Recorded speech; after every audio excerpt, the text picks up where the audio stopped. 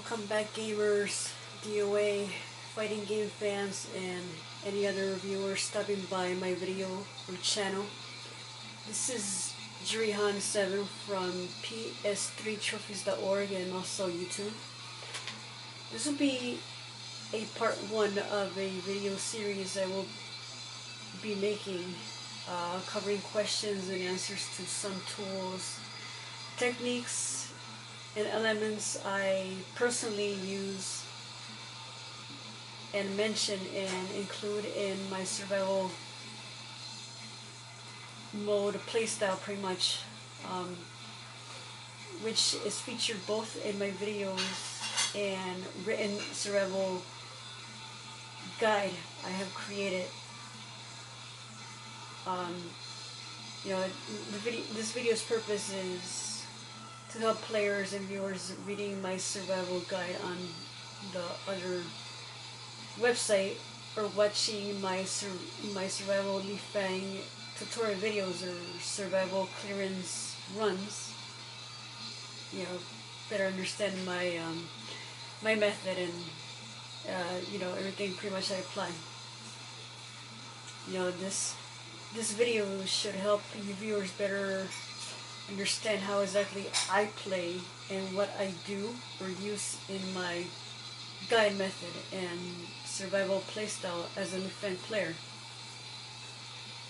For players or my video watchers that are following my guide and my tutorial videos or clearance runs that are still not getting it. This video is made in hopes of for all my viewers out there or followers of my guide to eventually find success and eventually start getting those 100 wins in survival mode eventually as Leifang, obviously, if they're following my method and my guide, obviously. Now before I get started with this video and get the lesson going which is going to be about spacing and zoning, obviously. Let me inform any newcomer or viewer watching this video that my Leifang Survival Guide can be found online at ps3trophies.org. The link to the guide and website will be on the video description section shortly after this video is uploaded. Now, we'll move on to the main topic or lesson of this video, which will be explaining a very important tool element I use called zoning and spacing, which probably my guide readers and a few video watchers will ask mostly. What is zoning and spacing? And obviously there might be other additional questions regarding the zoning and spacing. Why I use it, how do I use it or apply it? How do I know a bit if I am zoning, spacing correctly, like you, Juri? Well, let me start out with the history of spacing and zoning, based on my belief or my book or my thinking. In my theory, spacing and zoning actually came from real martial arts origins, as a rather alternative way of avoiding getting hit often from an attack, obviously, from the other opponent. It was an alternative way of evading an attack or avoiding getting hit, other than the usual method, which is usually, a fighter, when he goes into a defense state, he would normally go into, say, a blocking or guarding tactic or strategy, usually to avoid getting pummeled or damaged or attacked. But spacing and zoning is actually another way to actually evade the attack. It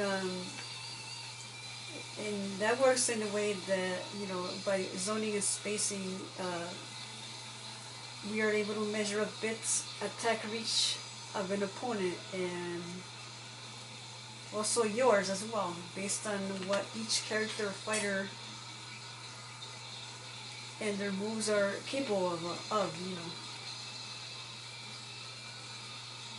For example, Leifang, with her 1 PK, it has good reach, and even if the opponent is able to get near you, obviously by having a good zoning or spacing away from them, they will obviously miss hitting you, and you therefore will evade or altogether not be harmed by the attack. Usually if you have good spacing or zoning, and you'll be able to punish because your 1 PK attack has incredible reach, which is good enough to basically on a daily basis reach them. Now, moving on to the other kind of question. How do I zone or space myself? Or how do I use zoning and spacing? Well, as a lot of players who have been probably watching my tutorial videos or reading my online guide, I measure spacing and zoning properly by what I like to call steps. Now, the common question is, how are steps measured to determine zoning and spacing good distance or away from the opponent, or the amount of distance you should be away from the opponent to be very good or safe from attacks or habits and have a good defense? Well, as mentioned in the guide, again, and also some videos, I use something called backdashing and forward dashing, which, obviously I will teach you right now a bit how to do it. In order for you to do a backdash, it's, for my book, it's back twice as quickly as possible on your D-pad or your joystick, depending on using a control pad, a normal control pad, or your case stick, alright? And if you execute correctly, it'll look like something like this. See, that's a backdash. Now, a forward dash, to move towards the opponent, it's done by tapping forward twice, real quick, as quick as you can, on your D-pad or your joystick, depending on what your preference is. If it's a K-stick or if it's a basic controller pad. And a forward dash would look something like this. You're forward twice, or for number of key players understanding key numbers, direction inputs. For backdash, it's 4-4 twice, as quick as possible, and it's 6-6 for a forward dash for number of key readers for directional inputs. So pretty much this is how I start measuring steps or spacing, by forward dashes of backdash, Now, moving on to the next topic. How exactly do I know the steps you mentioned in your guide to be exactly where, as you play, or what you say it's safe or unsafe? Well, let me explain one thing. Believe it or not, one step or so in my book is up close or right next to the opponent. So right here, we're actually exactly one step or so in my book. This is one step for me, right next to the opponent. Now, if you want to be 2 steps away, you just do one backdash. And this is 2 steps away, right? 2 steps right here. This is 3 steps right here, doing 2 back dashes away from your opponent. So right here, you're 3 steps away or so. If you want a bit right here, this is 3.5 steps. And then we're going to go for 4 steps. 2, 3, 4. This is 4 steps away.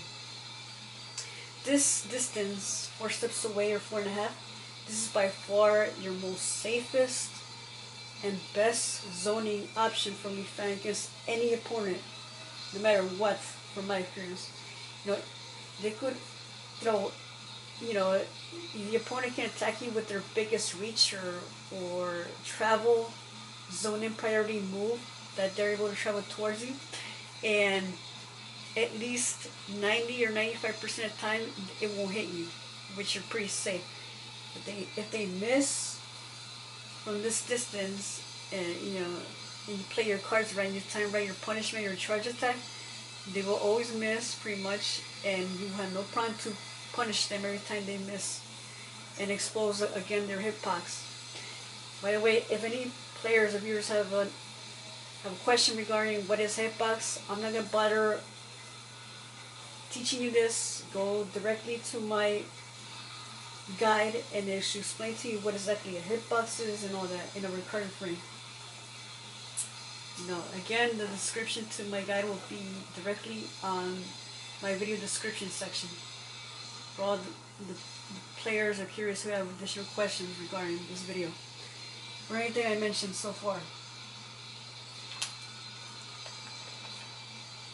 Alright, so that being said, let's go over again.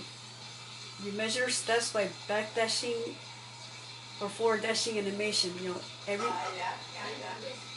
a full complete travel of a backdash or forward dash counts as a complete step.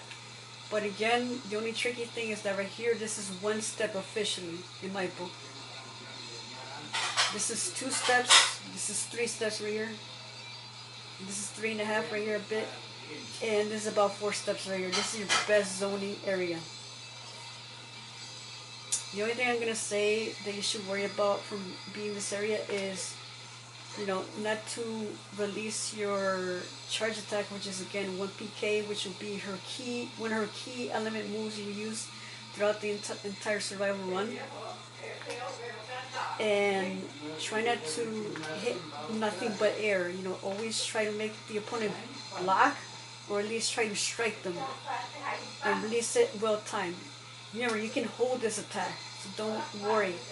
Like if the opponent's not moving in close enough for a while, you know, don't be afraid to hold it for a few seconds and release them when you see any suspicious movements, right? That's the good tactic. Otherwise, if you miss, you're going to be wide open for an attack or a punishment.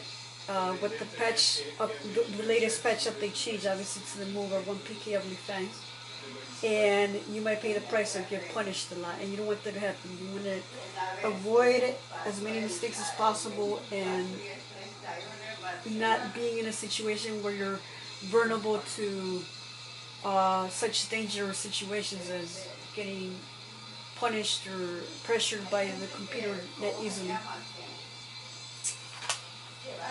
Any additional tips regarding this, it can be found on my guide once again, which will be in the description bar. Another common question is, do I really need to know how to backdash or forward dash in order to measure my zoning or steps correctly? In honesty, no, you do not need to know how to backdash or forward dash, but it helps a bit. You know, I'm gonna say not only does it make you faster or be able to get away from your opponent or get to the opponent much quicker than maybe sidestepping or regular walking. But it, you know, obviously it serves its purpose of being able to get away from the opponent or forward much faster, like as mentioned before. Sorry if I repeat myself. I apologize ahead of time. You know, really honestly, to zone yourself properly, all you have to do is go to practice a bit and then just learn how to dash a bit to get away or forward to the opponent, and then just like pay attention to how the distance between you and your opponent looks a bit in the floor area, you know, even the shadows a bit if you can. And then you pretty much will get the concept and know exactly that you're probably spacing correctly. And you're zoning and spacing the correct steps needed to be safe, or zoning yourself good for survival mode. Once again, let's go over this. This is 1 step away. This is 2 steps. This is around 3 steps. And this is 4 steps or so. This is the best zoning or spacing you get or so right here. Just 4 steps away. You know, you'll be pretty much safe again from any habit or attack here. You know, pay attention to the area between you and the opponent, and then you will know right away that you're in the correct steps away from your opponent to be safe. And that's pretty much it. But I do recommend that you learn how to backdash and forward dash, because again, it's gonna play a very important role, and it's gonna make your spacing and zoning much more better and reliable, you know, and faster at the same time. Even though I said straight out and mentioned that it's not really required to measure your steps correctly if you spend time in being able to study how the distance looks, you know, while playing or, you know, while fighting your opponent, then you'll be okay. Well, I think that pretty much covers the lesson on this video, pretty much of which is pretty much to educate my viewers and my guide followers and my video watchers on how to space correctly and zone and space correctly, safely, and avoid the bad ones, the bad zoning and the bad spacing that you want to avoid always. And at the same time, how to measure steps, which is the way I measure good spacing and zoning from the opponent in survival. You know, I guess this is pretty much it. If you found this video helpful or my other videos or rating guide, don't forget to stop by ps3trophies.org and register and become a member there. You know, it's for me, it's a way better site than GameSpot or GameFAQs for PS3 exclusive or multi-platform games for walkthroughs and guides. You know. Please be sure to stop by and check it out if you have time. And again, please do join our community if you can. Well, you know, this is all for the time we have for this video, and I truly hope to all my viewers out there watching this video that it's been very helpful to better understanding my method or you know, my pattern or the way I play in survival mode, and also to better explain my method for measuring good zoning or spacing and the steps needed. You know, it's been a pleasure doing this, and there will be another video following up shortly regarding going over the combos I use in the videos in part 2 of this series of Juri's lessons of survival mode.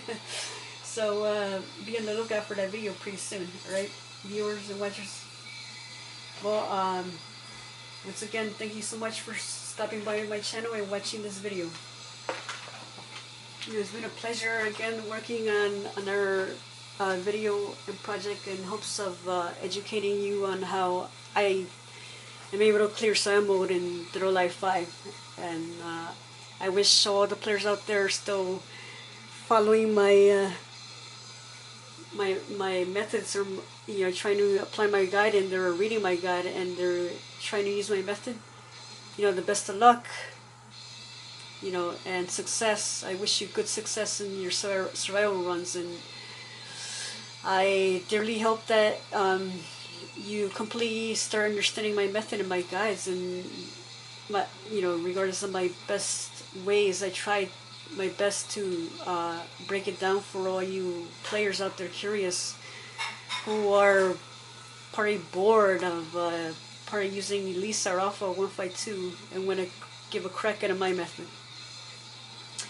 Anyway, once again, players, it's been a pleasure, and once again, please be on the lookout on my channel for part 2 of Juri's 7's survival lessons, which in part 2 will be covering once again combos I apply in my survival runs. Anyway, goodbye for now, viewers. Take care, and I'll see you soon, hopefully. Bye for now, and take care. And good luck out there playing survival mode and keep practicing. Alright, players. Alright, take care. Bye.